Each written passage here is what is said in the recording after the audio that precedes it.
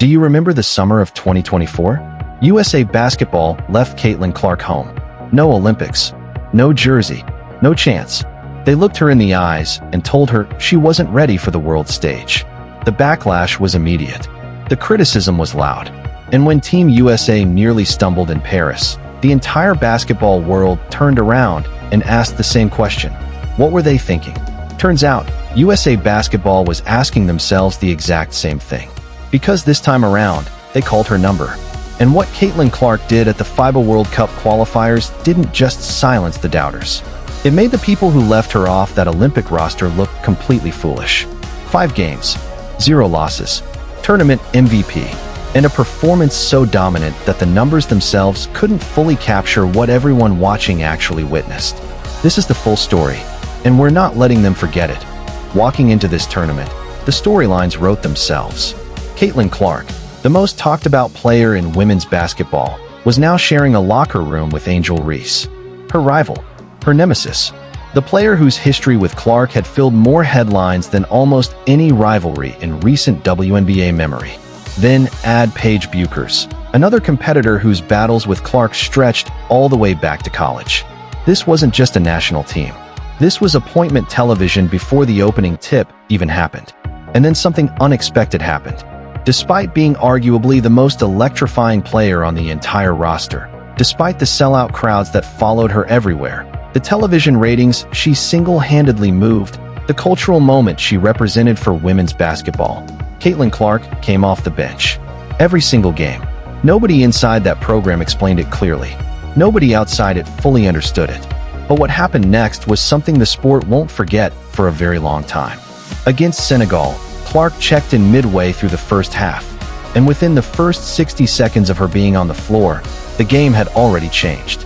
She pushed pace off a simple catch, read the defense before most players would have even looked up, and threaded a bounce pass through traffic to set up an easy finish inside.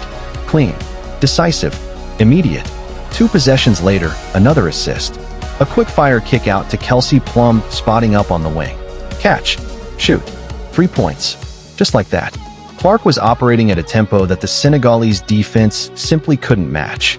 And for her third play of the game, her first shot as a member of Team USA, a deep 3-off movement, curling from the baseline through a screen and into the catch, rattled home like she'd been doing it in an American jersey her entire life. First shot, made. Of course, what made Clark's performance against Senegal genuinely special wasn't just the scoring.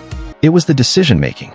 She ran pick-and-roll sequences with a patience that point guards develop over years, waiting for the drop coverage to commit, then slipping the pass into the roll man at exactly the right moment.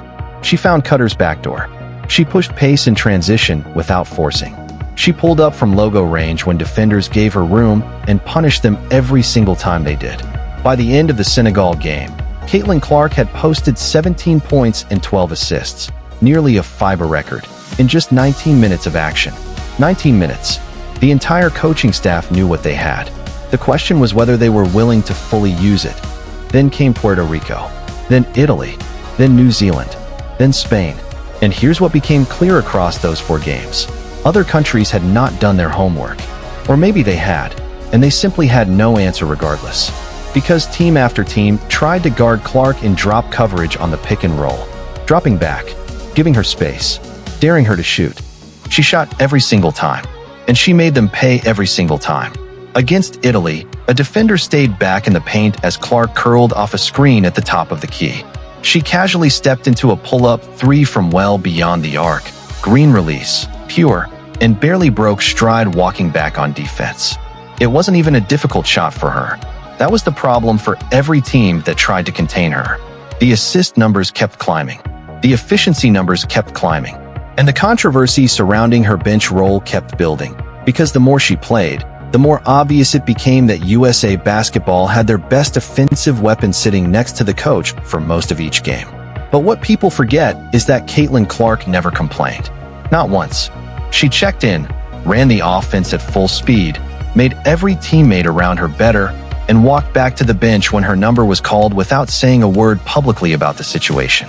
That professionalism, that quiet, focused excellence, is what real leadership actually looks like. And then there was the moment everyone wanted to see. Clark with the ball. Angel Reese posting up on the block. 2 rivals. 1 jersey. Clark created the angle, deliberate, unhurried, and delivered a pinpoint entry pass right into Reese's hands in perfect position. Reese went to work, spun over her left shoulder, and finished strong at the rim. 2 points, 1 assist, and a statement that went far beyond the box score. If these two could put aside everything, every headline, every rivalry, every viral moment, and produce basketball that clean together, what does that say about both of them? It says they're professionals. It says they're competitors who understand that representing their country means something bigger than any personal history between them.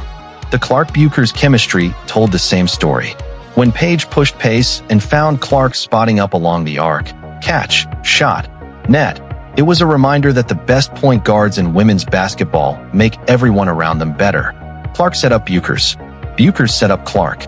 And USA basketball looked like the well-oiled machine it was always capable of being when the right players were trusted with the right roles. When the final buzzer sounded on Game 5, the tournament was over and the result was the same it had been every single time.